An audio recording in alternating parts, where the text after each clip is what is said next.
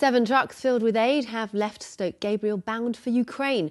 The Devon village has raised money to buy 4x4 trucks and other vehicles, and it wasn't the first convoy of help being donated. Team Devon are taking our 50th vehicle all the way to Poland and then on into Ukraine.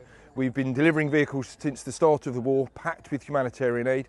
We're a little bit nervous and apprehensive as usual, but there's 8 drivers with the 7 vehicles, and with what's been going on in the news this week, we feel more determined than ever to get these vehicles and aid to where they're really needed. So the latest convoy is on its way from South Devon, but before it left, Johnny Rutherford went to meet those determined to stand with Ukraine.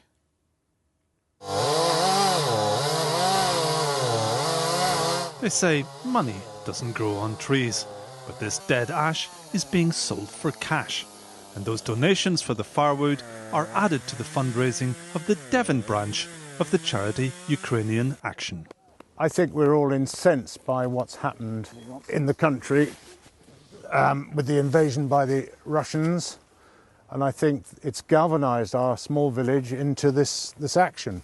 This is South Downs Wood at Stoke Gabriel, and with the permission of the owner, chopping the fallen wood has helped the team raise £15,000 over the last year.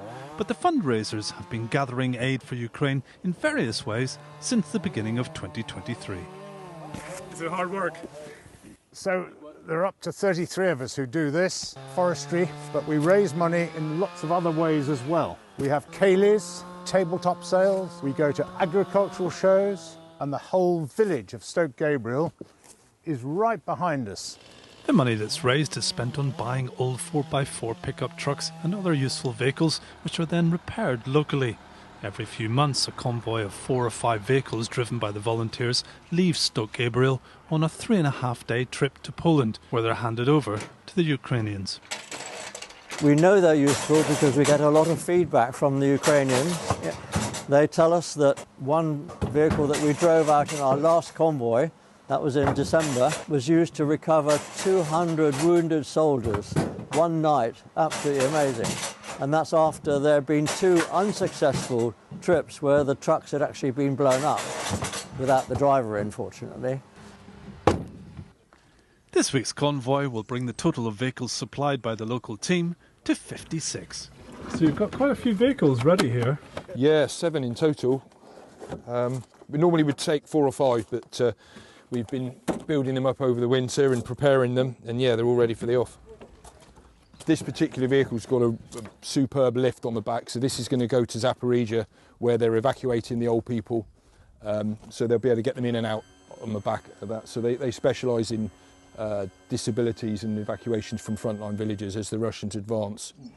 Make sure I'm doing it straight. Of course, they're not just delivering vehicles. Each of the 7 trucks will be packed to the brim with donated aids such as medical supplies, generators, fire extinguishers, thermal clothes, sanitary products, dried food, wheelchairs and Zimmer frames. The NHS doesn't allow these things to be reused, so people tend to throw them away after single use. So I hear you're team leader then. What does that mean? Team leader is a person who tries to coordinate everything that's being done, so we need to make sure we've got the necessary aid, that the vehicles are in good working order.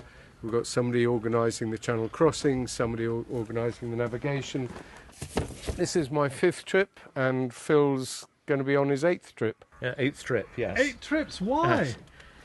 You can raise money for Ukraine, you can sponsor a vehicle, but it just feels brilliant that you're doing something practical, actually doing something useful.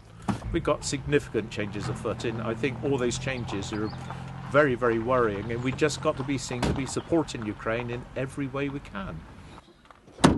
Johnny Rutherford, BBC Spotlight, Stoke Gabriel.